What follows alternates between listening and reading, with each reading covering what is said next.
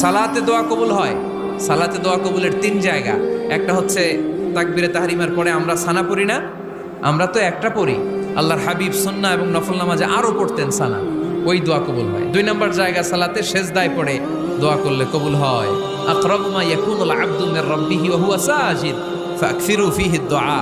বান্দা যখন সেজদায় লুটিয়ে পড়ে বান্দা আল্লাহর সবচেয়ে কাছে চলে যায়। তা কিন্তু বিশ্বনবী বলে সেজদাটা তোমার রবের কুদরতি পায়ের উপরে পড়েছে। সেজদায় পড়ে দোয়া করেন। সালাম ফিরানোর আগে বিশ্বনবী দোয়া করতেন, লা ইউসাল্লিমান্না আহাদুকুম হাত্তা ইয়াতাআওয়াযা মিন আরবা'a। আল্লাহর হাবিব বললেন 4 জিনিস থেকে পানাহ না আছে আমার কোন উম্মত যেন সালাম না ফিরায়। তারা যেন পড়ে আল্লাহুম্মা ইন্নী আউযু বিকা মিন আযাবিল কবর, আউযু বিকা মিন আযাবি জাহান্নাম, আউযু বিকা মিন ফিতনাতিল মাহইয়া ওয়াল মামাত, আউযু বিকা মিন ফিতনাতিল মাসিহিদ দাজ্জাল।